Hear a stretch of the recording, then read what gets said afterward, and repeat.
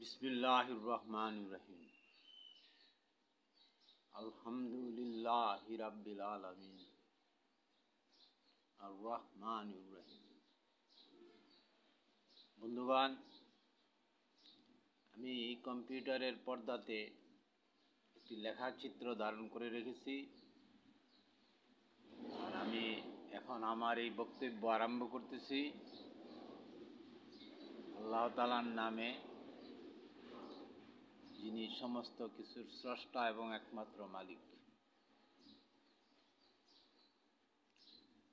এখানে দেখেন লেখা হয়েছে কম্পিউটারের পর্দাতে, যা আমি আপনাদেরকে দেখাচ্ছি। মহান স্রষ্টার মহাপরিকল্পনা মোতাবেক মানব জাতিকে বসতি স্থাপন করাবেন নতুন নতুন গ্রহে। পরিকল্পনা মোতাবেক পৃথিবীতে শান্তি, নিরাপত্তা, ন্যায় বিচার ও পারিবারিক সমাজ কাঠামো প্রতিষ্ঠা করবেন প্রথম বাংলাদেশে। এই কথাটুকু আজকের বক্তব্যের মূল বিষয়।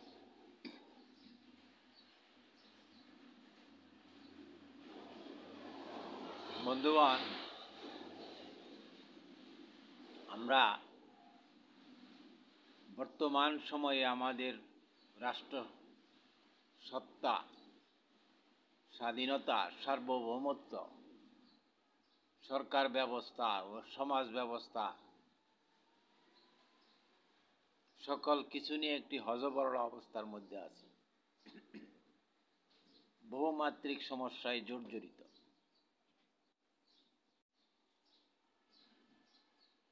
তবে আমি আমার যে গবেষণা গ্রন্থসমূহ, সেই গ্রন্থসমূহের মধ্যে 2004 সনে লিখিত গ্রন্থটি নাম হচ্ছে পরিবর্তন, যা আমি বারবার আপনাদের সম্মুখে উপস্থাপন করতেছি। আর 2004 সনের লিখিত এই গ্রন্থের মূল বক্তব্য বিষয়বস্তু হল সামাজিক সমস্যা। আর এই সমস্যার মূল কারণ হল প্রচলিত গণতন্ত্র, বহুদলীয় ব্যবস্থা, বিভক্তি ও বিশৃঙ্খলার মূল উৎস হল এটা হলো আমার এই লেখার, এই আলোচনার, এই গ্রন্থের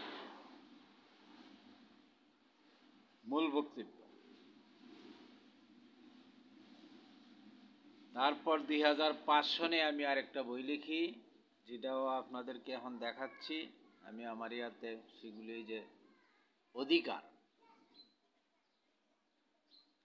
অধিকার বইটি 2005 সনে লিখিত। তার মূল বিষয়বস্তু হচ্ছে আপনার মুহাম্মদ মুস্তাফা সাল্লাল্লাহু আলাইহি ওয়াসাল্লামের যে পবিত্র জীবন, সেই জীবনের উপরে দুইজন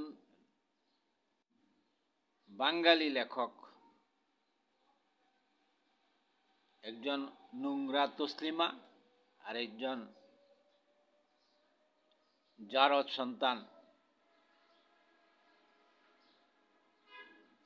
যা ভারতে জন্মগ্রহণকারী সালমান রুশদি, এই দুইজনের বিতর্কিত লেখা এবং মন্তব্যগুলিকে কেন্দ্র করে আমি এই বইয়ের সূচনা লেখার।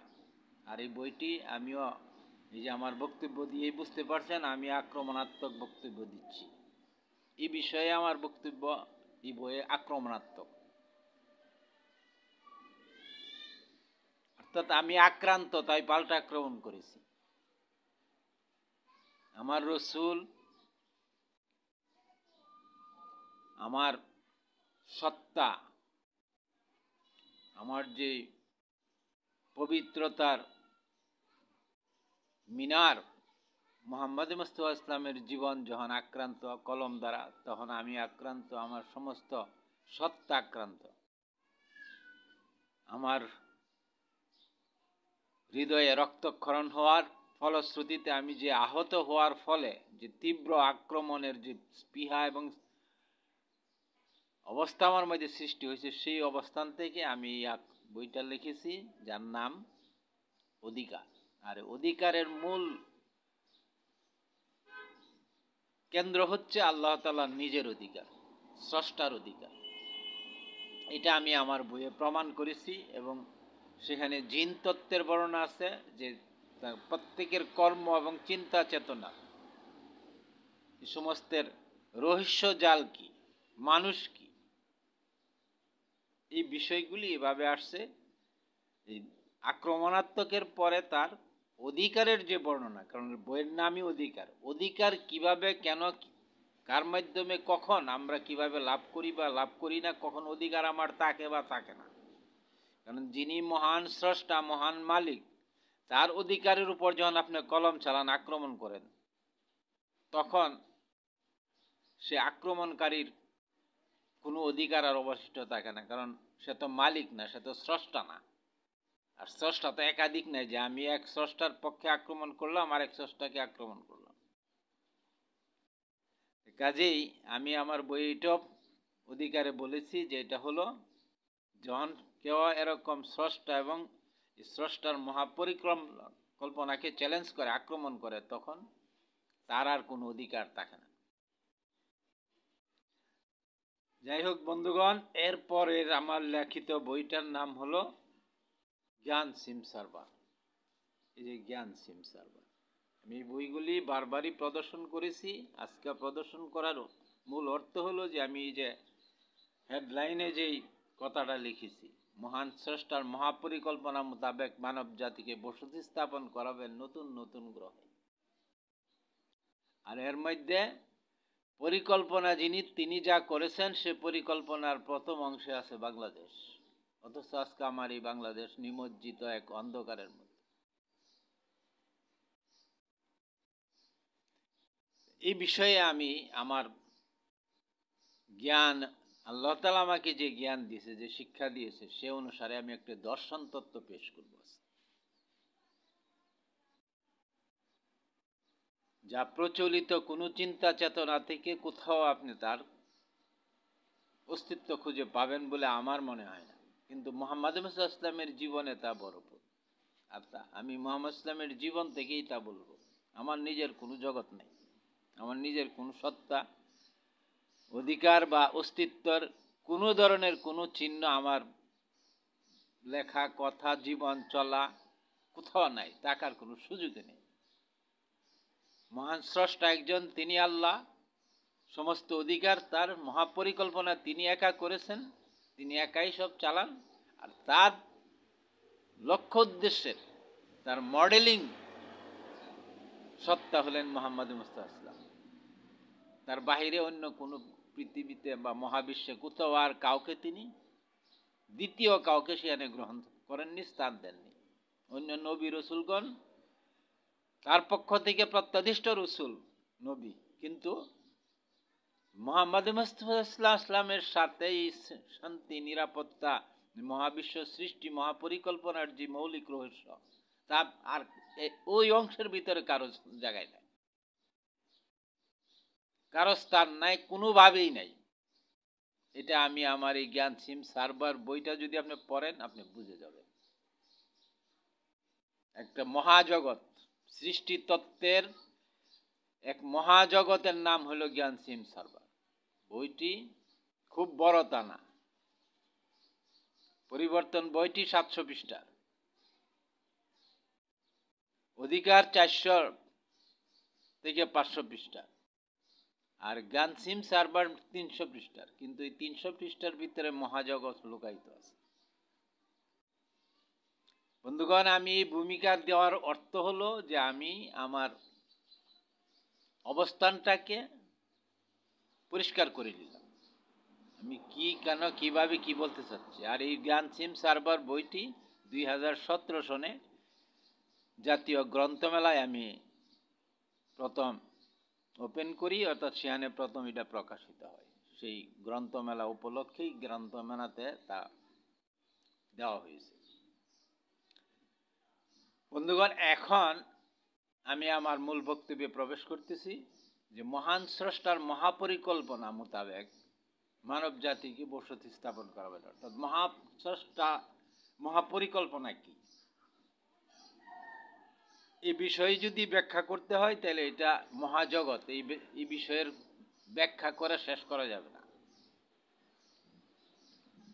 মহাপরিকল্পনা আমি আমার বইয়ের মধ্যে, আমি আমার এই লেখার মধ্যে আমি একটা চিত্রতত্ত্ব অঙ্কন করে দেখাইছি আপনাদের। আপনারা যদি সেটা ধারণ করতে পারেন, বুঝতে পারেন, তাইলে সহজে খুব সংক্ষেপে বুঝে যাইতে পারবেন। সে চিত্রতত্ত্বের ব্যাখ্যা বর্ণনা আপনারা আপনাদের জ্ঞানের অবস্থা অনুসারে ধারণ করতে পারবেন। এই যে দেখেন, আমি ছোট্ট করে এখানে এটার একটা নমুনা স্বরূপ দিয়েছি। মানে পড়া ধারণ করা, মানে বইয়ের ভিতরে এটা আছে, কিন্তু আপনি পড়তে হলে, বুঝতে হলে এই যে চিত্রতত্ত্বটি, এই চিত্রতত্ত্বটিকে বুঝতে হবে। আমি এর ভিতরে এই বিষয়ে কথা বলবো, কিন্তু এটা বিশাল বিষয়, আমি শুধু সংক্ষেপে সামান্য উল্লেখ করে যাচ্ছি। অর্থাৎ স্রষ্টা একা ছিলেন, তার বর্ণনা মোতাবেক তিনি কোরআন শরীফ আল্লাহ তাআলা তার নিজের যে গ্রন্থ, কারণ আমি তো আমার গ্রন্থ, আমার লেখা গ্রন্থ দেখাচ্ছি, আর স্রষ্টা নিজে তার পক্ষ থেকে একটি গ্রন্থ মানব জাতির সামনে প্রকাশ করেছেন। সেই গ্রন্থের নাম আল কোরআন। সেখানে তিনি নিজে ঘোষণা করেছেন যে আমি তো একাই ছিলাম এবং আমি একটা মহাপ্রোগ্রাম, মহাপরিকল্পনা করেছি। সেই পরিকল্পনা করেই আমি সৃষ্টি শুরু করছি। আর সেই পরিকল্পনার মৌলিক রূপ কাঠামোটার নাম হলো মুহাম্মদ সাল্লাল্লাহু আলাইহি ওয়াসাল্লাম। এখন রূপ কাঠামোটা কি? রূপ কাঠামোটা হলো, আমি আপনাকে খুব সংক্ষেপে একটা উদাহরণ দিয়ে বুঝাই। আপনি একজন শিল্পপতি বা মিস্টার এক্স, মিস্টার রহমান, করিম, এনি ওয়ান, সে শিল্পপতি বা শিল্পের করবেন এই প্রোগ্রাম তিনি, মানে তার মধ্যে এই চেতনা তৈরি হয়েছে। তখন তিনি কি করবেন, বা আপনি কি করবেন, আমি কি করব, কিভাবে কি শিল্প তৈরি করবেন, তার একটা প্রোগ্রামিং, একটা মানে সার্বিক চিন্তা চেতনার একটা গ্রন্থই রচনা করে ফেলানো হয়। যে যেমন একটা আর্টিকেল অফ মেমোরান্ডাম যে জিনিসটাকে বোঝানো হয়, যেভাবে বোঝানো হয়, কি করা হবে, কেন করা হবে, কিভাবে করা হবে, ইত্যাদি ইত্যাদি দিয়ে ড্রয়িং, ডিজাইনিং, একেবারে পরিকল্পনার চিত্রতত্ত্ব সম্পূর্ণটা কমপ্লিট করে নিয়ে সেই কাজে হাত দেওয়া হয়। আর এটা না করলে কাজ সফল হবে না, কারণ এলোমেলো হয়ে যাবে এবং নির্দিষ্ট কোনো লক্ষ্যহীন কাজ হয়ে যাবে। আর লক্ষ্যহীন কাজের ফল তো লক্ষ্যহীনই হবে। কাজে আল্লাহ তাআলা কিন্তু নিজের লক্ষ্য স্থির করে নিছেন প্রথম, আর লক্ষ্য স্থির করার পরে মহাপরিকল্পনা প্রোগ্রামিং করছেন। সেই প্রোগ্রামিং এর মধ্যে মানুষ সৃষ্টির প্রোগ্রামটা, অর্থাৎ মানুষ সৃষ্টি করবেন। মানুষের মডেল কি হবে, মানুষ কেমন হবে, এই মানুষ তৈরি করছেন একজনকে, তিনি মুহাম্মদ। অর্থাৎ মানুষের মডেল সৃষ্টি করবেন তিনি মানুষ। আর সেই মানুষকে, অর্থাৎ আপনি আপনার কি তৈরি করবেন, আপনি একটি খাদ্য উপাদান তৈরি করবেন আপনার শিল্পে। মনে করেন আপনি একটি রুটির ফ্যাক্টরি করবেন, রুটির যে কোনো, আপনি যন্ত্রপাতি, কর্মচারী, সমস্ত কিছু যত যা শিল্প কারখানা স্থাপনা যত যা তৈরি করবেন, তার মূল লক্ষ্য হইল যে আপনি একটি খাদ্য বস্তু যা মানুষে খাবে, তার জন্য একটি উপযুক্ত পরিবেশ এবং সমস্ত উপাদান তৈরি করে একটা মান সম্পূর্ণ জিনিস তৈরি করবেন, যার নাম দিয়েছেন হয়তো পাউরুটি বা রুটি। যে রুটির নাম দিয়েছেন আপনি এনি ওয়ান, যে কোনো একটা নাম আপনি দিতে পারেন। আমি এখানে সে নামটা ওইভাবে চিহ্নিত করার বলার দরকার নাই। তারপরে যদি মনে করেন যে আপনার রুটির মানে চাহিদা, বাজারের চাহিদা অনুসারে এবং যেরকম একটি নাম আপনি খুশি পছন্দ করবেন। ঠিক এমনিভাবে আল্লাহ তাআলা এই আপনি রুটি বানানোর জন্য শিল্প কারখানা, লোকজন, যত কিছু সমস্ত জোগাড় করার জন্য পরিকল্পনা করে, স্থাপনা তৈরি করে পরে প্রোডাকশনে গেছেন। ঠিক এমনিভাবে আল্লাহ তাআলা এই মহাবিশ্ব সৃষ্টির এত সমস্ত কিছু করার পূর্বে প্রথম তার প্রোগ্রাম হইল মুহাম্মদ সাল্লাল্লাহু আলাইহি সাল্লামকে সৃষ্টি করবে। অর্থাৎ মানুষের মডেল, মানুষ এরকম হইতে হবে। আপনার রুটিটা কেমন হইতে হবে, ঠিক এরকমভাবে মানুষগুলি কেমন হইতে হবে, এটার মডেল। ঠিক আছে না? সেই মানুষের মডেল মোহাম্মদ ইসলাম। এখন আপনার মোহাম্মদ ইসলামের মধ্যে প্রবেশ করেন, দেখেন তিনি কি সৃষ্টি করছেন, কেন সৃষ্টি করছেন, কিভাবে সৃষ্টি করছেন। এরপরে আসেন, কোরআন শরীফে আল্লাহ তাআলা বলছেন যে ফেরেশতাদের সাথে তার কথোপকথন। তিনি ফেরেশতারা বলল যে হে আল্লাহ, আপনি তো মানুষ সৃষ্টি করবেন, তো মানুষ তো পৃথিবীতে বিভিন্ন সমস্যা তৈরি করবে, কেওয়াস তৈরি করবে। এখন আপনি সাধারণভাবে আমরা ফেরেশতাদের সাথে আল্লাহ তাআলার কথোপকথন, এটা হলো আসলে আল্লাহ তাআলার আত্মকাহিনী।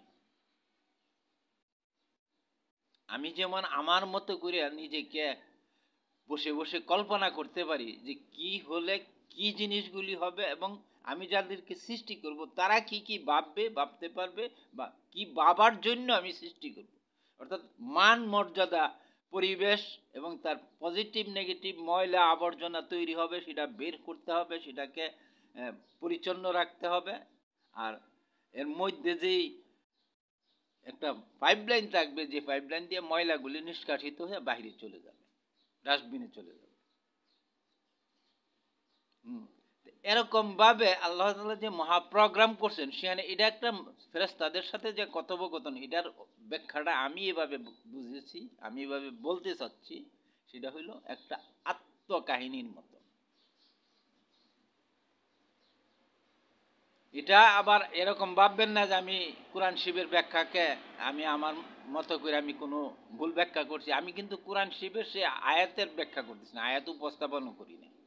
আমি একটি ঘটনার মানে আমার মতো করে সমাজের বর্তমান অবস্থাকে ব্যাখ্যা করার জন্য, বা আল্লাহ তাআলার প্রোগ্রামকে ব্যাখ্যা করার জন্য, বোঝানোর জন্য এই ধরনের বক্তব্যগুলি আমি দিচ্ছি, এই জিনিসটা এইভাবে উপস্থাপন করতেছি। এটা কে আবার ওই নেগেটিভ ভাবে যদি কেউ নিয়ে বলে এটা উনি এরকম ভাবে বলছে, আমি কিন্তু আমার বক্তব্য, বর্তমান বক্তব্যের মূল লক্ষ্য হলো সহজভাবে জিনিসটাকে উপস্থাপন করা, বোঝানো। ফেরেশতারা কিভাবে জানবে বা কি করবে, সেগুলি অনেক কথাবার্তা হবে, এটা না। আমার কথা হলো কি, আল্লাহ নিজেই নিজের জন্য নিজেরই কর্ম পরিকল্পনার ভিতরে এই প্রশ্নের সমস্ত কিছুর সংযোজন করে রাখছেন। তারপরে ফেরেশতাদের মধ্যে থেকে বা জিনদের মধ্যে থেকে একদল বা একজন সৃষ্টি হয়ে গেল, যে নাকি আল্লাহ তাআলার আদমকে সৃষ্টি করে যখন বললেন যে তোমরা আদমের আনুগত্য করো, সেজদা করো, সে অস্বীকার করল। সে নিজেকে মধ্যে অহংকার সৃষ্টি দেখালো এবং সে বলল যে না, আমি আদমের চাইতে সুপিরিয়র, আমাকে আগুন থেকে সৃষ্টি করা হয়েছে, আমি আদমের সেজদা করব না, আদমের আনুগত্য করব না। তখন আল্লাহ তাআলা বললেন যে তাইলে তুমি এখান থেকে বের হয়ে যাও, তুমি আমার পরিবার থেকে, অর্থাৎ আমার যে রাজত্ব, এখানে তো তোমার স্থান হবে না, তুমি যে সীমা লঙ্ঘনকারী, অস্বীকারী। তখন সে শয়তান আবার তার আত্মকাহিনী যেটা, যে সে বলল যে হে আল্লাহ তুমি ঠিক আছে। শয়তান কিন্তু আল্লাহকে কখনোই অস্বীকার করে নাই, সে আদমকে সেজদা করতে, আদমের আনুগত্য করতে অস্বীকার করছে। কাজেই সে আল্লাহর অস্বীকারী না, আল্লাহর অবাধ্য না, কথাটা বুঝতে হবে। তবে আল্লাহর একটি আদেশের অবাধ্য তো অবশ্যই। কিন্তু এখানেও আল্লাহ তাআলার এক সৃষ্টির মহাপরিকল্পনার এক কৌশলী রূপ আছে এর ভিতরে। যদি আমরা তা বুঝতে পারি তাইলে আমার পথ চলা সহজ হবে, এবং আমি সৃষ্টিতত্ত্ব, সৃষ্টির জগৎটাকে ধারণ করতে পারবো, এবং আমি সামনে যে কথাগুলি বলবো সেই কথাগুলি আপনি অনুসরণ করতে পারবেন। এই জন্য আমি কথাগুলি বলে নিচ্ছি প্রথম। অর্থাৎ সেই শয়তানকে, অর্থাৎ এই যে জিনকে, এই অবাধ্যতাকে, এটার মহাপ্রোগ্রাম পরিকল্পনার ভিতরেই আছে। অর্থাৎ এক দল অবাধ্য হবে এবং এই শয়তানি রূপ ধারণ করবে। এই শয়তান আল্লাহ তাআলার সৃষ্টি, সোজা কথা, অন্য কেউ তো স্রষ্টা নাই। আর তিনি সাথে সাথে তার গলাটি বা ধ্বংস করে দিতে পারতেন, কিন্তু তা তো তিনি করেন না।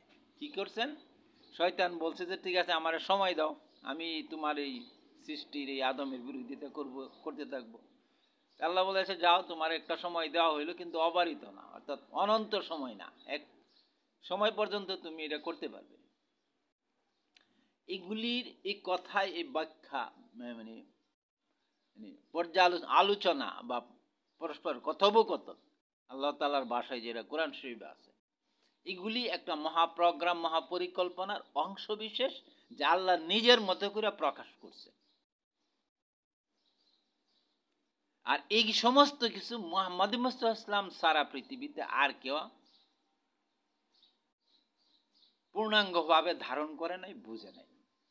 আর মুহাম্মদ ইসলাম সারা বুঝে নাই, এই কথাটার অর্থ আপনি আবার এটা নেবেন না যে অন্যরা, অন্য নবী রসুলগণের জন্য এটা নির্ধারিত অংশই না, যে মুহাম্মদ ইসলামের জন্য নির্ধারিত অংশ। প্রোগ্রাম পরিকল্পনা মোতাবেক তিনি সৃষ্টি করবেন মুহাম্মদ সাল্লাল্লাহু আলাইহি ওয়াসাল্লাম, পূর্ণতম উত্তম মডেল, পরিপূর্ণ মানুষ একজন হবেন, একজন মডেল আগে তিনি সৃষ্টি করে নেবেন, যে মডেল অনুসারে তাকে সমাজ মানুষকে সৃষ্টি করতে হবে।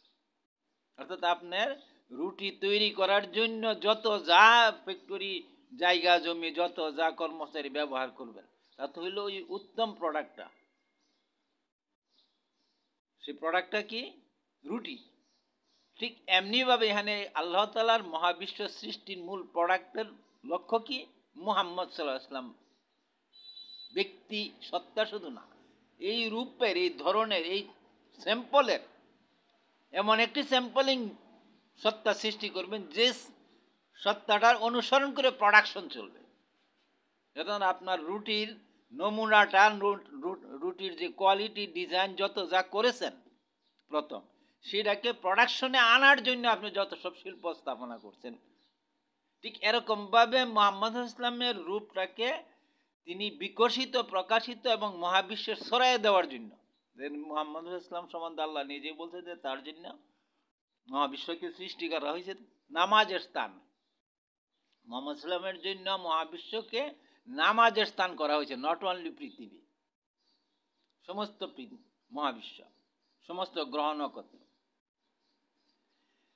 এই যে তার জন্য সৃষ্টি করা হয়েছে, বিষয়টা হলো যে এই মডেলটা উপস্থাপন এবং প্রকাশ, বিকাশ এবং প্রোডাকশন করার জন্য এই মহাবিশ্ব সৃষ্টি করা হয়েছে। ঠিক আছে? আমি আপনাদেরকে নিয়ে খুব সহজভাবে আমি আগাইতে চাচ্ছি, কারণ এই বিষয়টা যতটুকু ভালো বুঝবে, তার জন্য জীবন, তার নিজের জীবন, তার সমাজ, তার রাষ্ট্র, তার আগামী দিন নিয়ে সে ভাবতে খুব সহজ একটা রাস্তা, করিডোর পেয়ে যাবে, তাকে কি হতে হবে, কেমন হতে হবে। অর্থাৎ সে অন্যায়ের দিকে যাবে না যদি তার মধ্যে জ্ঞান ঢুকে যায়, তাকে আপনি কোনোদিন অন্যায়ের মধ্যে নিতে পারবেন না। কারণ আল্লাহর সৃষ্টির প্রোগ্রামের এক মহিমান্বিত রূপ আছে, যে রূপটা আমি আমার কলম দিয়া লেখার চেষ্টা করেছি, কিন্তু আমার জ্ঞান থেকে কিছুই আসে না। এগুলি আল্লাহ তাআলার পক্ষ থেকে আসছে, আল্লাহ তাআলার প্রোগ্রাম মোতাবেক আসছে। ওই যে মহাবিশ্ব সৃষ্টির পূর্বে প্রোগ্রাম করছেন যে মুহাম্মদ ইসলাম রূপী মানুষ সৃষ্টি করবেন, কিন্তু মুহাম্মদ সাল্লাল্লাহু আলাইহি ওয়াসাল্লামকে তিনি সৃষ্টি করছেন। কি সৃষ্টি করছেন? যেমন আল্লাহ তাআলা নিজেই বলছে মুহাম্মদ সাল্লামকে লক্ষ্য করে যে এরা তোমার দিকে, অর্থাৎ তার চতুর্পাশের মানুষজনকে লক্ষ্য করে বলছে যে ওরা তোমার দিকে তাকা বটে, কিন্তু তোমাকে তারা দেখে না। বন্ধুগণ, এগুলি আমার তো বক্তব্য না, এটা আল্লাহর নিজের বক্তব্য, যে তারা তোমার দিকে তাকা বটে, তোমারে দেখে না। মুহাম্মদ ইসলামের যে রূপ, গুণ, লক্ষ্য, উদ্দেশ্য, আদর্শ, চিন্তা চেতনার তার যে জগৎ, সেই জগৎ সম্বন্ধে সাধারণভাবে আমরা যেভাবে চিন্তা করি, যেভাবে নাকি ধারণ করি, আসল রূপটা তার চেয়ে অনেক অনেক নিপুণ এবং কৌশলী। আর স্রষ্টা নিজেকে এখানে প্রকাশ করছেন মোহাম্মদ রূপে, তার মহাপ্রোগ্রাম মহাপরিকল্পনাকে প্রকাশ করছেন। এখন আমরা তাকে চোখ দিয়া দেখলে আর শুধু কান দিয়া শুনলে হবে না। এই সৃষ্টির রহস্যের যে জগৎ, সে জগতে প্রবেশ করতে হবে। সে জগৎটার প্রবেশ করবেন কে, প্রবেশ করাবেন কে? যিনি সৃষ্টি করছেন, যিনি প্রোগ্রাম করছেন, যিনি পরিকল্পনা করছেন, তিনি ছাড়া কি আর কোনো ওয়ে আছে? আপনি এখানে ঢুকবেন কি দিয়া? তিনি যদি আপনাকে ঢুকান অনুমতি দেন এবং তিনি যদি জ্ঞান সম্বন্ধে, সৃষ্টি সম্বন্ধে, তার লক্ষ্য উদ্দেশ্য সম্বন্ধে ব্যাখ্যা বর্ণনা করেন, তাইলেই তো শুধু সম্ভব। আর যদি তিনি না করেন, তাহলে আপনি আমি কল্পনা আমি আসলে তো কিছুই না, বা একজন আর কেউ তো কিছু না, কারণ সে তো তার নিজের স্রষ্টা না। আর এই সৃষ্টির এই রহস্যময় জগতের অনেক অনেক রহস্য এর ভিতরে লুকায়িত আছে। দেখেন, আমি এখানে মহান স্রষ্টার মহাপরিকল্পনার কথা বলছি। এখানে আরেকটা জিনিস আমি আপনাদেরকে দেখাই, যে এখানে আমি লিখছি, দেখেন, মানুষের জীবনের সর্বাধিক বড় সম্পদ হচ্ছে জ্ঞান, আর সকল জ্ঞানের একমাত্র উৎস হচ্ছেন মহান স্রষ্টা। ঠিক আছে না? আর জ্ঞানের মূল গেট হচ্ছে মানব দেহের জিন চরিত্র তত্ত্ব। এই জিন চরিত্র তত্ত্ব মুহাম্মদ সাল্লাল্লাহু আলাইহি ওয়াসাল্লাম জানতেন, কিন্তু পৃথিবীতে জিন চরিত্র, জিনের যে মানব দেহে যে কোটি কোটি জিন আছে, এই জিনিসই তো মানব জাতি জানতো না। আর মুহাম্মদ ইসলাম তো এগুলি সেভাবে তখন ব্যাখ্যা করেন নাই, কারণ সেই যুগ উপযোগী সময় আছে সবটার জন্য। মহান স্রষ্টার মহাপ্রোগ্রাম আছে, সে অনুসারে সেটা প্রকাশিত হবে। আর তিনি যে জানতেন এই বিষয়, এটা তার নিজের কথা এবং কাজের মধ্যে হাজারবার প্রমাণিত হয়েছে। তিনি মক্কা মদিনার রাস্তায় চলাচল এবং জীবন প্রবাহে, যুদ্ধক্ষেত্রে সাহাবাদের কে নিয়ে যে চলার পথে যে সমস্ত কাজ করছেন, যে সমস্ত কথা বলছেন, যে সমস্ত নির্দেশনা দিয়েছেন, সেটাকে নিয়ে যদি আপনার অ্যানালাইসিস করার সামর্থ্য থাকে, তখন আপনি দেখবেন সেখানে তিনি জিন তত্ত্বের মহাজগতে প্রবেশ করে তিনি প্রত্যেকটা কথা বলতেন জিন তত্ত্বের আলোকে, যে জ্ঞান শুধু তার মধ্যেই ছিল। আর আল্লাহ তাআলা সেই জ্ঞান তাকে দিয়েছিল। আর সেটার প্রকাশিত রূপ তখনকার আসে নাই, এখন আসছে। এখন আসবে কেন?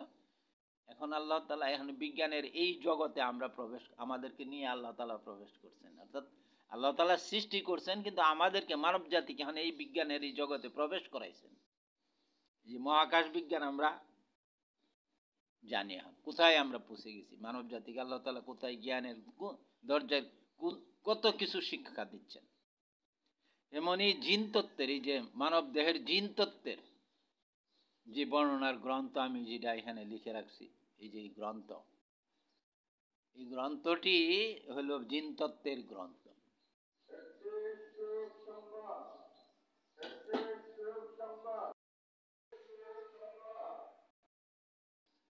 বন্ধুগণ, এই যে গ্রন্থটির ছবিটা আমি আপনাদেরকে দেখাচ্ছি, এখানে আল্লাহ তাআলার ইচ্ছা মোতাবেক, আল্লাহ তাআলার দেওয়া জ্ঞান মোতাবেক আমার কলম চলেছে। আমি সেখানে এই সৃষ্টি তত্ত্বের অনেক অনেক বিষয়ের সন্নিবেশন হয়েছে আল্লাহ তাআলার পক্ষ থেকে আমি লিখেছি। যাই হোক, আমি এখন যে বক্তব্যটা আপনাদের সম্মুখে দিচ্ছি, যে জ্ঞান তত্ত্বের এক মহা গেট হচ্ছে মানব দেহের জিন তত্ত্ব।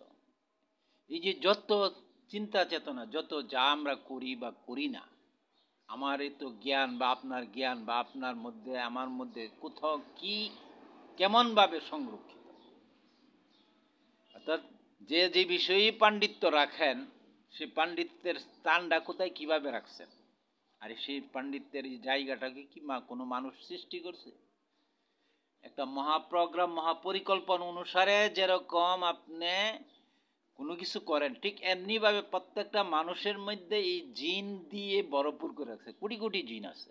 আর এই জিনগুলির কমান্ডিং অথরিটি একমাত্র আল্লাহ। কারণ জিনের উপর মানুষের নিয়ন্ত্রণ নাই, কিন্তু মোহাম্মদ ইসলামের নিয়ন্ত্রণ দিয়া মোহাম্মদ ইসলাম অধীন ছিল জিন। আল্লাহ মোহাম্মদ ইসলাম নিজে বলছে, এবং আমি সেটার তার কর্মজীবন থেকে সেগুলি আমরা দেখতে পাই। সেই জ্ঞানের চোখ দিয়ে দেখতে হবে। আর কেউ পৃথিবীতে এই মানব দেহের জিনের উপর নিয়ন্ত্রণ করে কারোর জন্য এই সৌভাগ্য হয়নি। হয়তো অনেক বুজুর্গ দার্শনিক ব্যক্তির মধ্যে অনেক উচ্চ মকামে তারা অবস্থান করছেন, কিন্তু সে উচ্চ মকাম আর মোহাম্মদ ইসলামের এই জ্ঞানের এই জগৎ, এই দুইয়ের মধ্যে কোনো সমীকরণ আপনি টানতে পারবেন। যাই হোক, আমি যে কথাটা বলতে চাচ্ছি সেটা মূল বক্তব্যের মধ্যে প্রবেশ করি। তা হচ্ছে যে আমরা আমাদের জ্ঞানের এই যে জগতে আমরা প্রবেশ করতে চাচ্ছি, বা আমাদের এই জ্ঞান কেন দরকার। বন্ধুগণ, এই জ্ঞানের প্রয়োজন এই জন্য যে আপনি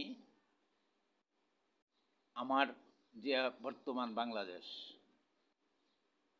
যে সংকটে, যে অন্ধকারে নিমজ্জিত হয়ে আছে, প্রতিদিন যে সংকট ঘনীভূত হচ্ছে এবং ঘনীভূত রূপ ধারণ করে আছে, এই সমস্ত কিছুর সহজ সমাধান হচ্ছে জ্ঞান। যে কোনো বিষয়ে আপনি যদি শিল্প কারখানা করেন, সেই ব্যাপারে সেই সমাজের সেই অবস্থার সমস্ত কিছু বাজার বিশ্লেষণ করে আপনি একটা শিল্প কারখানা করবেন, সেই প্রোডাকশন করবেন। এখন করার জন্য এই বিষয়ে যে বিষয়ের আপনি কাজ করবেন, সেই বিষয়ে আপনার খুব সুচারু জ্ঞান থাকা দরকার, এবং সেই জ্ঞানের ভিত্তিতে পরিকল্পনা দরকার। আমি আল্লাহ তাআলা আমাকে যে জ্ঞান দিয়েছেন, এই সৃষ্টি তত্ত্বের তার মহাপরিকল্পনা মোতাবেক, যে মহাপরিকল্পনার জন্য করে তিনি সৃষ্টি করছেন, যে জন্য মোহাম্মদ ইসলামকে সৃষ্টি করছেন, যে জন্য মহাবিশ্ব সৃষ্টি করছেন, গ্রহ নক্ষত্রের জগৎ সৃষ্টি করছেন, সেই লক্ষ্য উদ্দেশ্যের ভিতরে বাংলাদেশকেও তিনি রাখছেন। তার ভিতরেই তো বাংলাদেশ। আর আজকের যে মহাসংকট যেটা আমরা দেখতেছি, জাতীয় জীবনের, সামাজিক জীবনের, এর সংকটের অর্থ এই না যে আপনার সমস্ত কিছু ধ্বংস হয়ে যাবে, তা না। সংকটের অর্থ এই যে আপনি কোনো একটা সৌধ নির্মাণ করছেন, 100 বছর হয়ে গেছে, সেটাকে ঘুরিয়ে দিবেন, দিয়ে আর একটা উন্নত, একটা সমৃদ্ধ, আরো ভালো সৌধ আপনি নির্মাণ করবেন। সংকটের এটা একটি মূল অর্থ। অর্থাৎ আমরা জিনিসটা ভালো করে ধারণ করি যে আপনি শিল্প কারখানা করবেন, যা দেশকে পুনর্গঠন করবেন, আপনার সংস্কার করবেন, আপনি যা কিছু করবেন, করার জন্য প্রোগ্রাম পরিকল্পনা দরকার। এখন যা পূর্বে ছিল, যে কারণে সংকটগুলি হচ্ছে, যে কারণে এই বহু দলে বিভক্ত, যে কারণে এই পাল্টা আক্রমণ হচ্ছে, যে কারণে আপনার সমাজে বিশৃঙ্খলার উৎসগুলি যে সমস্ত, তা চিহ্নিত করে তার সমাধান করতে হবে। আর এই সমাধানের জন্য কিভাবে সমাধান করবেন, তার আগে প্রথমে একটা ডিজাইন, ড্রয়িং, প্ল্যানিং, পরিকল্পনা লাগবে। এই ডিজাইন, ড্রয়িং, প্ল্যানিং, পরিকল্পনা আল্লাহ তাআলার পক্ষ থেকে আল্লাহ তাআলা আমাকে একটা মহা প্রোগ্রাম পরিকল্পনা দিয়েছে। আর এটা তার মহা পরিকল্পনার মধ্যে থেকে এটা এই ঘটনা। আর এখান থেকে তিনি একটা নতুন দিগন্তের উন্মোচন করবেন। অর্থাৎ পৃথিবীতেই একটা পরিবর্তনের তিনি প্রোগ্রাম করেছেন। সেই পরিবর্তনের মাধ্যমে তিনি তার মহাবিশ্বের অন্যান্য গ্রহে, এই যে আমি যেখানে যা লিখেছি, মানব জাতিকে তিনি বসতি স্থাপন করাবেন নতুন নতুন গ্রহে। পৃথিবীতে আপনি কামড়াকামড়ি মারামারি করতেছেন সামান্য একটি ভূখণ্ডের মধ্যে, আর মহাবিশ্ব কত বড়, এই গ্রহ নক্ষত্রের জগৎ কত বড়। আল্লাহর প্রোগ্রাম হলো তিনি মহাবিশ্ব পুরাটা এই গ্রহ নক্ষত্রের জগৎ সমস্তটা আবাদ করবেন, এই মানুষ দিয়ে করবেন। আর এই মানুষের মধ্যে তিনি মুহাম্মদ সাল্লাল্লাহু আলাইহি ওয়াসাল্লাম রূপী মানুষ সৃষ্টি করে নিয়ে এই সমস্ত মহাবিশ্ব তিনি আবাদ করবেন। আর এটা তার মূল লক্ষ্য, সৃষ্টির এই মূল লক্ষ্য। মুহাম্মদ সাল্লাল্লাহু আলাইহি ওয়াসাল্লাম হইল সৃষ্টির মডেল, নমুনা, মানে বাস্তব চিত্র, বাস্তব জীবন। আর এই জীবনকে তিনি সমস্ত পৃথিবীর আনাচে, সমস্ত মহাবিশ্বের আনাচে কানাচে, অর্থাৎ নামাজের স্থান করা হয়েছে। অর্থাৎ সব জায়গায় মোহাম্মদ ইসলাম বিরাজ করবে। মোহাম্মদ ইসলামের জন্য নামাজের স্থান করা হয়েছে, এটা বলে নাই যে মানব জাতির জন্য নামাজের স্থান, এই কথা বলা হয় না। বিষয়টা বুঝতে হবে। মোহাম্মদ ইসলামের জন্য নামাজের স্থান করা হয়েছে। মোহাম্মদ রূপী মানুষ ছাড়া পৃথিবীর বাইরে অন্য অন্য গ্রহে স্থায়ীভাবে বসতি স্থাপন করার জন্য কেউ যাবে না, যাইতে পারবে না। এটা আল্লাহ তাআলার মহাপ্রোগ্রাম। মানে এই মহাপ্রোগ্রামের এই ওপেনিং ডোরের মধ্যে আমরা মানব জাতি উপস্থিত হয়ে গেছি। আমার এই বক্তব্য, আমার এই চ্যানেলে এই বিষয়ের বক্তব্য প্রথম অংশে অনেক বক্তব্য আমি দিয়ে আসছি। আজকে আবার এই যে আমাদের সমাজের সংকটকে নিয়ে, আমাদের রাষ্ট্র জীবনের সংকটকে নিয়ে যে কতগুলি লেকচার আমি আপনার গত কয়েকদিন যাবৎ দিয়ে আসতেছি, তার প্রেক্ষিতে আজকের এই অংশটুকু আমি সেখানে যুক্ত করতেছি। অর্থাৎ এই অন্ধকার, এই যে বাংসুর, এই যে ধ্বংসযজ্ঞ, এই যে মেসাকার হচ্ছে, এর অর্থ এটা না যে এর মাধ্যমে আমরা ধ্বংস হয়ে যাব।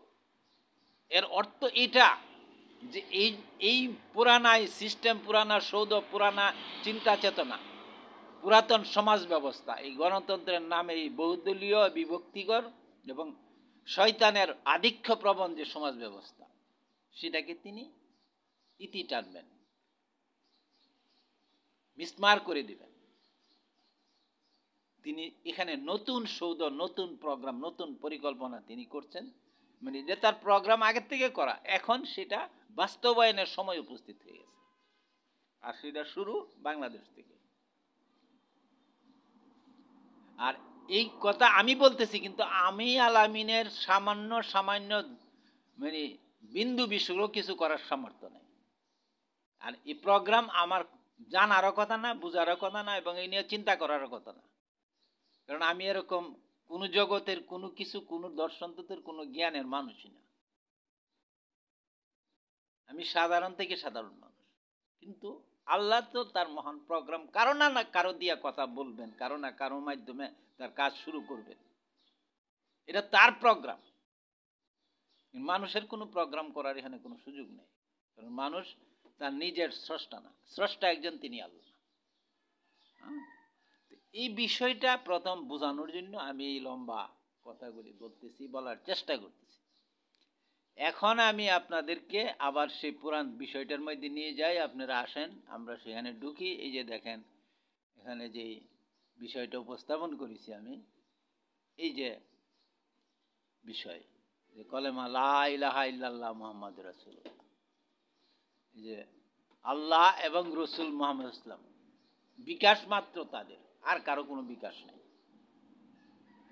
আর এই কলেমা একমাত্র কলেমা, আর কোথাও কোনো কলেমা নেই। অর্থাৎ এরকম ভাবে আল্লাহর সাথে আর কারো নাম যুক্ত নেই। যাই হোক, এই নামের বিকাশের জন্য, এই নামের প্রকাশের জন্য মহাপ্রোগ্রাম, মহাপরিকল্পনা মোতাবেক বাংলাদেশে এবং পৃথিবীর বহু দেশে, মুসলিম প্রধান দেশে মসজিদ কেন্দ্রিক সমাজ ব্যবস্থা আল্লাহ নিজে সৃষ্টি করে রাখছেন। কার্যকরিতা না থাকুক না থাকুক, সামাজিক কর্মকাণ্ডে মসজিদ কেন্দ্রিক সমাজ ব্যবস্থার কোথাও কোনো কার্যকরী রূপ নাই বর্তমানে। কিন্তু একটা সমাজ কাঠামো তিনি সৃষ্টি করে রাখছেন তার মতো করে, এটা তার প্রোগ্রামের মধ্যে। অর্থাৎ যারা মুসলমান তারা একটা মসজিদকে কেন্দ্র করে জীবনের লক্ষ্য উদ্দেশ্য স্থির করেন না, কিন্তু করা উচিত। মুহাম্মদ ইসলাম তাই করছেন। কিন্তু এই অবস্থার পরিবর্তন করে তিনি, আমরা এখন মুহাম্মদ ইসলামকে, এই যে লা ইলাহা ইল্লাল্লাহ মুহাম্মদ রাসূলুল্লাহ, এই মুহাম্মদ ইসলামকে আমরা ধারণ করে এই মসজিদকে কেন্দ্র করে আমাদের যে ধ্বংসযোগ্য এই বহু বিভক্তি, যে সংকট, সমস্ত সংকটের সমাধান করব।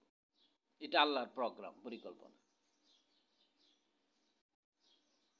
এটা তিনি করবেন, তিনি করাবেন, তিনি যেভাবে চাবেন সেভাবে হবে। তার চাওয়াই সব কিছুর শেষ কথা। কোন ফায়াকুন, তিনি আদেশ করবেন, সে আদেশের সাথে সব কিছু বদলাইতে থাকবে, সৃষ্টি হইতে থাকবে। আমি এই মসজিদকে কেন্দ্র করে কিভাবে সমাজ পরিচালিত হবে, কিভাবে নির্বাচন হবে, কিভাবে এখানে এই যে অঙ্গ সংগঠনগুলি তৈরি হবে প্রত্যেকটা পাড়া মহল্লা মসজিদে, এগুলি কিন্তু আমি পূর্বেই বলে আসছি। এটা নতুন করে এখন আর আমার এখানে উল্লেখ করার কোনো প্রয়োজন নেই। এই বিষয়টাকে বুঝতে হলে আপনাদেরকে আমার এই বক্তব্যগুলি শুনতে হবে। অর্থাৎ এই বিষয়ের এই চিত্রতত্ত্বের মধ্যে যে মসজিদ আছে, সেখানে যে নির্বাচনের কথা আছে, নির্বাচনী মিশন আছে, পাড়া মহল্লা পরিবারের ভোটারগণ আছেন, হাজারা কাউন্সিল আছে, ইসমাইল হাউস আছে, ইসমাইল ব্রিগেড আছে, ইসমাইল কমান্ড আছে, ইসমাইল কাউন্সিল আছে, ইব্রাহিম কাউন্সিল, এবং এই যে পাড়া পরিচালনা পরিষদ, পাড়া পরিবার প্রধান, নিরাপত্তা বিভাগ প্রধান, খাদ্য বস্ত্র বাসস্থান, এই সমস্ত প্রত্যেকটা বিভাগের প্রদান করে একটি সমাজ পরিচালনা কাঠামো তৈরি করার প্রস্তাবনা আমি রাখছি আমার জাতির সামনে। আর এই বিষয়ের উপরে লেখা বই হলো যে পরিবর্তন, যে বইটা আমি এখানে ছবি আকারে দিয়ে রাখছি, বুঝতে পারছেন? আর এইখানে এই যে এটার প্রেক্ষিতে আমি এই হেডলাইনটা উপরে যা লিখেছি, আসুন আমরা ধৈর্য, বিনয় ও সাহসিকতার সাথে জাতীয় সংকট থেকে মুক্তির লক্ষ্যে আল্লাহর ঘরকে কেন্দ্র করে নির্বাচনের মাধ্যমে সামাজিক পারিবারিক কাঠামো সৃষ্টি করি। মসজিদ কেন্দ্রিক প্রতিটি পাড়া মহল্লাতে সকল ভোটারগণ একত্রিত হয়ে প্রকাশ্য নির্বাচনের মাধ্যমে নির্দলীয় জনতার মধ্য থেকে হতে হবে পাড়া মহল্লা পরিচালনা পরিষদ। নির্বাচিত পরিষদের তত্ত্বাবধানে পাড়াবাসীর সকল প্রকার চাহিদা ও সমস্যার প্রতিকার করা হবে। ঠিক আছে? এখন তাইলে আমাদেরকে, অর্থাৎ আমি যে আহ্বান করেছি, এই যে আগে বলে আসছি 18 কোটি জনতা, অর্থাৎ আমার বাংলা মায়ের 18 কোটি সন্তানকে সামনে রেখে আমি আহ্বান করেছি যে আসেন আমরা এটা করি। আর করতে হবে ধৈর্য, বিনয় ও সাহসিকতার সাথে। এটা মুহাম্মদ ইসলামের চরিত্রের, জীবনের, শিক্ষার মৌলিক একটি রাস্তা, পথ। ধৈর্য থাকতে হবে, বিনয় থাকতে হবে, আর সাহসিকতা থাকতে হবে দৃঢ়তার সাথে। আর এইগুলি থাকতে হবে, এইগুলি হলো আমাদের বাচনভঙ্গি বলার জন্য সামাজিক মানুষের। আর মূল আজকের বক্তব্যের রূপটা হলো এরকম, থাকতে হবে কি হবে না এটা আমি আলামিন বা এই ব্যক্তিদের নিয়ন্ত্রণের বিষয় না। নিয়ন্ত্রণ, এগুলি আজকের বক্তব্যের নিয়ন্ত্রণের বিষয় সম্পূর্ণ আল্লাহ একা একজন, তিনি একতা, লা শারিকিয়াত। তিনি যা চাবেন, যেভাবে চাবেন তা হচ্ছে, তা হবে। এটাকে আটকানোর কোনো শক্তি নেই, কেউ নেই। আর এই লক্ষ্যেই আমি বলতে চাচ্ছি যে এটা আল্লাহ করবেন এবং এটা বাংলাদেশকে দিয়ে শুরু করবেন, এবং এখান থেকে এটা বিকশিত হয়ে সমস্ত পৃথিবীতে বিকশিত হবে। এবং এই পৃথিবীর মানুষ মুহাম্মদ রূপ ধারণ করে মহাকাশের নতুন নতুন গ্রহের দিকে যাত্রা করবে, সেখানে বসতি স্থাপন করবে। ওই মানুষগুলি হবে দীর্ঘ থেকে দীর্ঘজীবী। আর এই দীর্ঘজীবী মানুষ সৃষ্টির জন্য, দীর্ঘজীবী মানুষকে দীর্ঘ জীবন দেওয়ার জন্য আল্লাহ তাআলার প্রোগ্রাম, পরিকল্পনা আছে। আর সেইখানে এই প্রোগ্রাম পরিকল্পনা মানব দেহ বাস্তবায়ন করবে জিন, যে জিনের কথা আমি আপনাদেরকে শুনে আসলাম, অর্থাৎ মানব দেহের জিন তত্ত্ব। জিন তত্ত্বে যদি আমি প্রবেশ করি তাইলে এই আলোচনা হয়ে যাবে, অনেক গভীরে চলে যাবে। সেই আলোচনা এখন এই মুহূর্তে দরকার নেই, আমি শুধু রুটটি এবং বিষয়টিকে উপস্থাপন করতেছি। এই যে প্রোগ্রাম, পরিকল্পনা কি করবেন, এগুলি তো আমার আপনার এই মানব পৃথিবীর কোনো মানুষের পক্ষে এগুলি চিন্তা করারই সম্ভব না। এগুলি চিন্তা করছেন, এগুলি ধারণ করছেন, এগুলি সৃষ্টি করছেন, এই প্রোগ্রাম পরিকল্পনা করছেন একমাত্র একজন, তিনি আল্লাহ। ঠিক আছে না? কাজী এখন এটা আল্লাহ তাআলা করবেন। আর এই আল্লাহ তাআলার এই প্রোগ্রাম বাস্তবায়নের জন্য তিনি যে প্রোগ্রাম পরিকল্পনা করছেন, সেই অনুসারে আমি আহ্বান, আমাকে দিয়ে এই আহ্বান, আমাকে দিয়ে এই নকশা, এই ডিজাইন, ড্রয়িং, এই চেতনা সব উপস্থাপন করা হচ্ছে। এখন যা করবার বাকিটা আল্লাহ করবেন। এই যে এই প্রোগ্রামে পাড়া মহল্লা থেকে আইসা স্থানীয় পরিবার থেকে এমপি নির্বাচনের মাধ্যমে এসে যাবে জাতীয় সংসদ পরিবার, এবং সেখানে আইন প্রণয়ন এবং চিন্তা চেতনা সমস্ত কিছু আল্লাহ তাআলার প্রোগ্রাম মহাপরিকল্পনাকে ধারণ করে তৈরি করতে হবে। এবং সমস্ত সমস্যার সমাধানের কৌশলপত্র হবে, সম্মুখে থাকবে আল্লাহ তাআলার মহাপ্রোগ্রাম, মহাবিশ্বের অন্যান্য গ্রহে দিকে যাত্রার চিন্তা চেতনা মাথায় নিয়ে আমাদেরকে কাজ করতে হবে। ঠিক আছে বন্ধুগণ, বিদ্যুৎও চলে গেছে, আমি এখানে থেমে গেলাম। আল্লাহ তাআলা আমাদেরকে জ্ঞান দান করবেন ইনশাআল্লাহ।